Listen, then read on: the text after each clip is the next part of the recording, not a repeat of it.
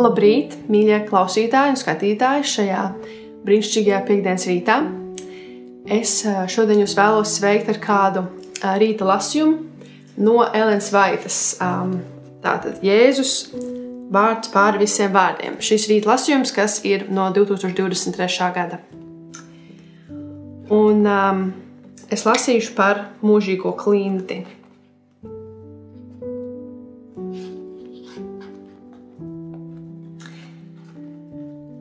Vispirms ir kāda rakstvieta no Psalma 118. 22. pāns.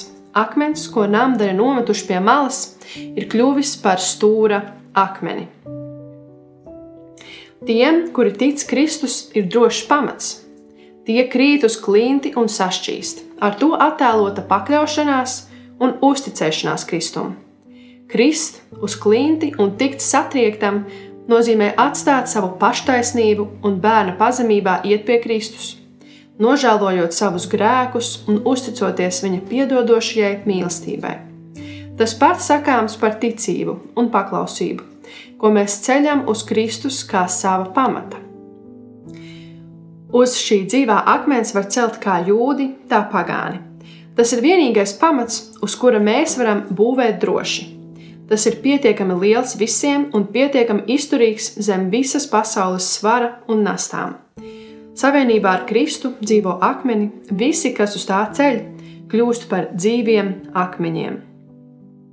Daudzi paši cenšas sevi apcirst, apslīpēt un izdēļot, tomēr nespēj kļūt par dzīviem akmeņiem, jo nav savienoti ar Kristu.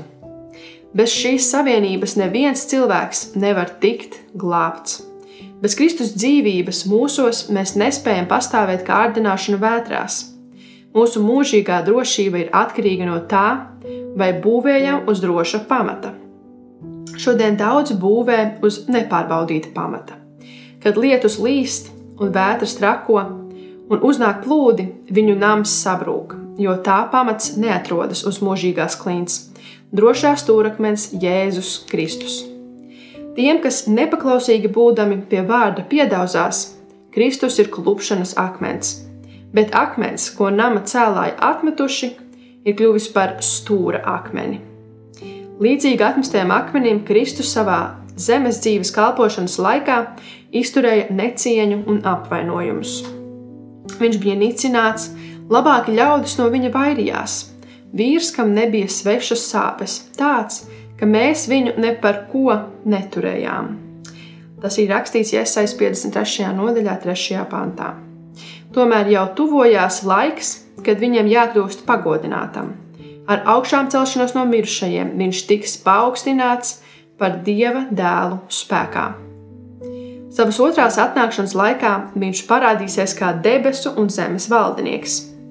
Tie, kuri tagad gatavojas Jēzu sist krustā, būs spiesti atzīt viņa varenību. Atmestais akmens plašā visuma priekšā kļūs par stūrakmeni. Es ļoti gaidu šo brīdi, kad Jēzus kļūs par stūrakmeni tieši tavā dzīvē, un es ceru, ka tas ir noticis. Tieši tāpēc izvēlējos šo rīta sveicienu, šo lasījumu, kas mums liek aizdomāties, ka bieži vien mums pašiem gribās atrisināt visas problēmas, mēs domājam, ka esam vareni un bagāti un ka mums ir spēks un mēs varam tikt ar visām dzīves problēmām galā vieni paši. Un mēs neliekam un nebūvējam šo dzīvi uz dzīvās un mūžīgās klints, kas ir mūsu Jēzus Kristus. Un tāpēc es aicinu šajā piekdienā sagatavoties sabatam kārtīgi, gan ne tikai māju uzkopjot, bet arī savās sirdīs. Apzinoties to, ka mums ir jābūvē sava dzīve uz Kristus. Un arī apzinoties to, ka mēs varam kļūt par dzīviem akmeņiem, ja esam savienībā ar viņu. Kristus ir tas, kas veido mūsu raksturu, kas pieslīpē tās lietas, kas mums ir jāatmet, un izceļ tās lietas, tos talantus, kas mums ir jāattīsta, lai viņš varētu dot vēl vairāk talantus. Un tāpēc man ir kāds jautājums, ko jūs varat pārdomāt paši. Vai jūs varat atcerēties kādu konkrētu brīdi, kad savā dzīvē jums Kristus kļuva par mūžīgo klinti. Kā tas bija? Pārdomājiet to brīdi. Un es ceru, ka jums būs brīnišķīga sataisāmā diena un ka jūs arī izbaudīsiet sabatu.